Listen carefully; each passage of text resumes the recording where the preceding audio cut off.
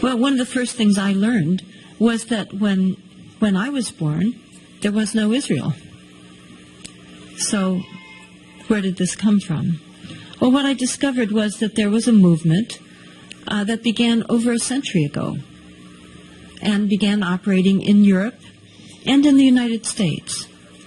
It was and is a political movement that has profoundly and negatively impacted our country. It has tragically impacted the Middle East, and it has dangerously impacted the entire world.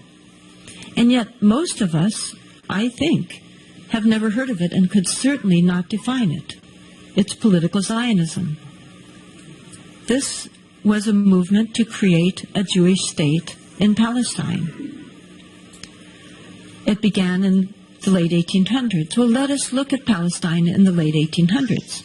It was what we largely think of now as a somewhat multicultural land, in that it was about 80% Muslim, about 15% Christian, and about 5% Jewish, all living together quite successfully.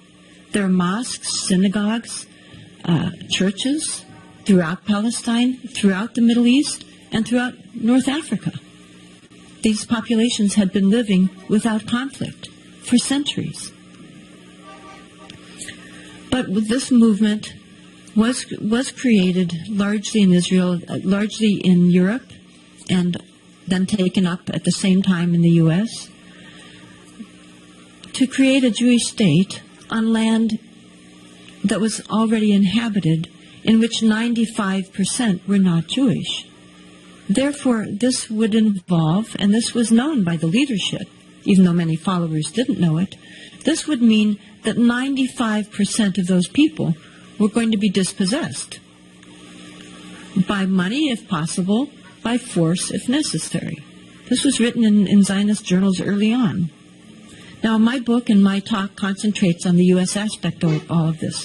What surprised me in my research is how early and how active this movement was in the United States, a movement I'd never heard of, although I was born here, and my parents were born here, and some ancestors go back to the beginning.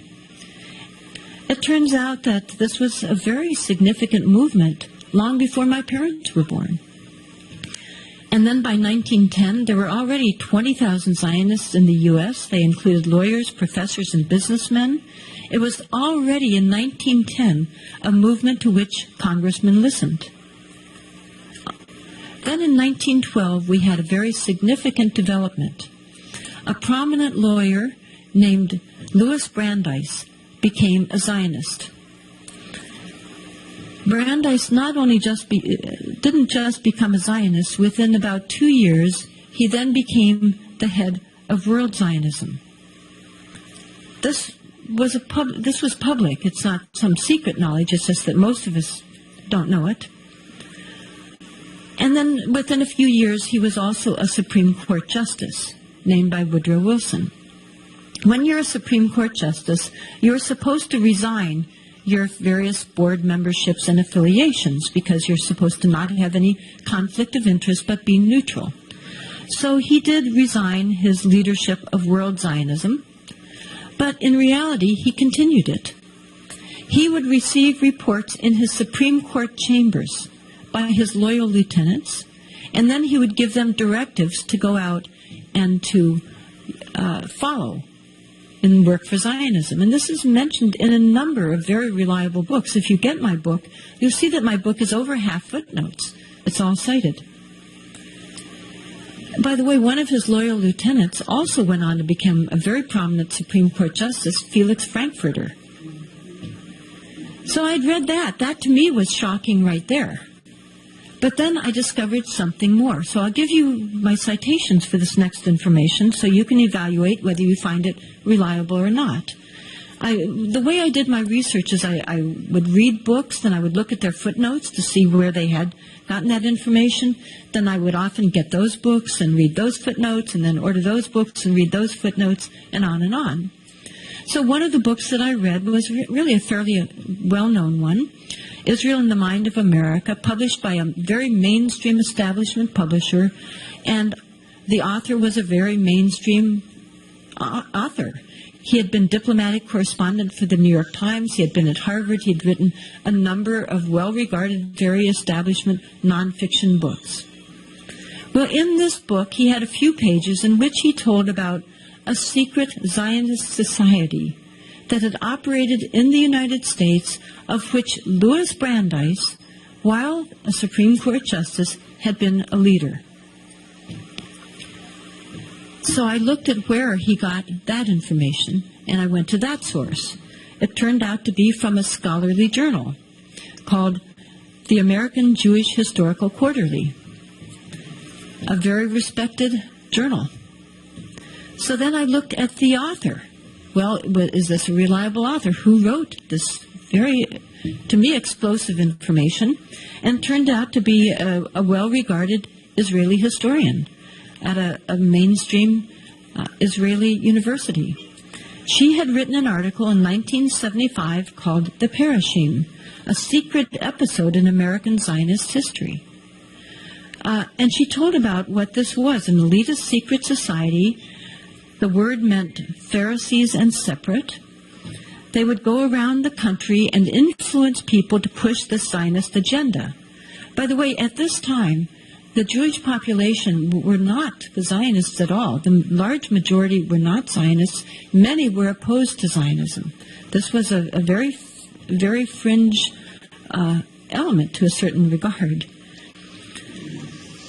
Then in this secret society, they even had a secret induction ceremony, so that when somebody joined this society, and their membership included professors and Harvard, recent Harvard graduates, and doctors, significant people around the country were sometimes members. And in this initiation ceremony, they were told by the inductor, and they swore to this, "Until our purpose shall be accomplished, you will be the fellow of a brotherhood whose bond you will regard as greater than any other in your life, dearer than that of family, of school, of nation." As early as November 1915, a leader of the Parashim went around suggesting that the British might gain some benefit from a formal declaration in support of a Jewish national homeland in Palestine. Those of you who have heard of the Balfour Declaration that came in 1917 might find this relevant. I'll get into that a little bit more. Let's remember what was going on during this time period now in the world, especially that involved Britain. Well, of course, in 1914 began what was called at that time the Great War of massive carnage. British forces in the first day of the Battle of the Somme lost, according to historians, somewhere around 50,000 to 60,000 men in one day of a battle that went on and on and on. The British and the German, both sides, of course, wanted the U.S. to come in on their side to join this carnage. But the American population were that bad thing. They were isolationists. They didn't want to go kill and be killed in a foreign, pointless war. In fact, Woodrow Wilson was elected with the slogan, "He kept us out of the war." But of course, as you know, with hindsight, no, he didn't. Well, what happened is that the Zionist leaders, some of them in Britain, a man named Chaim Weizmann, who is quite well known, went to the British government and said, well, we can help you win this war. Now, why would they want to do that? Because the war wasn't just against Germany, it was against the Ottoman Empire. The Ottoman Empire held Palestine. Palestine was under the Ottoman Empire. So by defeating them, the British would come into control of Palestine. So the Zionists went to the British and said, we can help you get the United States into the war. Our Zionist colleagues in the United States, for example, they said in writing, Louis Brandeis, who is close to President Wilson, can help to do that. In exchange for that, the British did issue a declaration that was quite significant, mild as it may sound. It was really considered a gentleman's agreement This is written about in a number of books. Just most of us don't know this about our own history. So the Balfour Declaration was basically a promise that the British would help to facilitate the Zionist objective of creating a Jewish state in Palestine. After the British, of course, did win, then at the Paris peace talks, the Zionists pushed this wording into the mandate in which Britain took charge of. Then jumping ahead to some of the American aspects again, then we find during the 30s and the 40s, in Palestine itself, the violence increased. Naturally, as soon, when there was colonization beginning around the turn of the century to a land with the intention of pushing out the land, the indigenous population at some point is going to wake up, and there will be violence. That has happened in the early 20s, and again in 1929. There was violence between the two populations. Then as now, the large number of those killed were the Palestinians. So as the violence increased, there were some terrorist organizations created in Palestine by the Zionists. One of them led by two of them led by future Israeli prime ministers. And those terrorist organizations in Palestine, the Irgun and the Stern Gang, it turns out had front groups in the United States with duplicitous names. And they were funneling massive amounts of money and weaponry to these terror groups in Palestine. They put on major pageants where Supreme Court justices attended and thousands of people attended. They were very prominent. One of them was led by a man named Peter Bergson, people thought. His real name was Hillel Cook. He was the operative for the Irgun. I looked into one of the leaders a bit more, just because I needed to find out his first name. When you're writing a book, you can't just write someone's last name. You need to know their first name. And I'd heard about another leader of one of these types of front groups connected to killing in Palestine. And his name was Rabbi Korf, but I didn't know the first name. None of the books that I had a few paragraphs of them, but none of them gave his first name. So I looked into it on the internet, tried to do various searches, and eventually I came up with a UN report that gave his first name, Baruch Korf, and told a little bit about a plot he was part of. Using those search terms, I then could put in more information into my search bar, and suddenly all these PDFs of American newspapers popped up, all of these returns.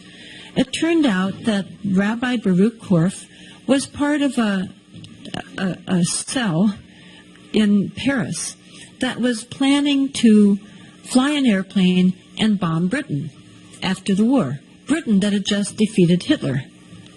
But they were so angry at the British because the British were not allowing a large enough Jewish immigration into Palestine. So they were going to kill the British. So Baruch Korf and his section of the Stern Gang had this plan, but there was one problem. They didn't know how to fly an airplane. They weren't pilots. So they needed to find somebody, and they recruited a young American aviator named Reginald Gilbert, I discovered. Reginald Gilbert had been an ace during the war. He was in Paris, and they recruited him to fly the airplane for them. He pretended to go along with the plot, but then he went to the American Embassy.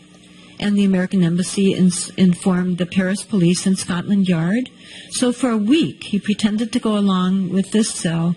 And then when it came time to actually take off, to fly the plane, to drop these incendiary bombs onto the foreign ministry, they were caught. By the way, the original plan had been to bomb Parliament, but then they decided they hated the foreign ministry more. And Gilbert at one point had said to them, well, what if I can't find the foreign ministry in the London fog? They didn't have this degree of instrumentation we have today, and that was a real possibility. And they said, then just drop them anywhere. Kill anybody. All British are our enemy. So they were caught. Korf was in prison for a few months in Paris, And he eventually got off. He had very powerful friends in the United States. But I was curious about him. I looked into him some more. This was so astounding to me. And none of these, dozens and dozens of books I have, none of them had this story in there at all. And so in looking at him, I discovered that later in life, he was a friend of Richard Nixon. In fact, it was reported that he had helped to influence Nixon's policies on the Middle East. In fact, Nixon, sort of in a fond way, called him my rabbi. Now, the precursor to today's very powerful Israel lobby was a group called the American Zionist Emergency Council, AZEC. This was formed in around 1940, and by 1943 had a budget of $500,000 at a time when a nickel bought a loaf of bread. Within a few years, they had maneuvered their way into access to an even far larger sum, in which they had access to $14 million in 1941 and $150 million by 1948. That's the equivalent in today's dollars of $1 trillion to use to manipulate the United States. So they targeted with that money every sector of U.S. society. This isn't ancient history. They had annual reports. They had directives. All this was written down on paper. They targeted congressmen, Christian clergy, editors, professors, business and labor, Jewish war veterans. They published books all over. They had 400 local committees. There were massive campaigns throughout the country. They also worked especially to manufacture Christian support. They secretly funded sort of Christian groups that would push the same Zionist ideology. They funded books that became huge bestsellers. It was an enormously successful campaign throughout the country.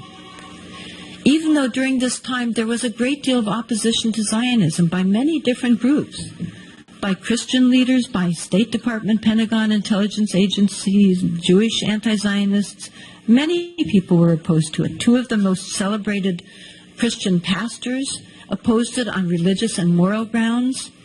The Christian leaders in the Middle East had gone to the Paris peace talks to advocate on behalf of the Arab population that there should be self-determination of peoples there.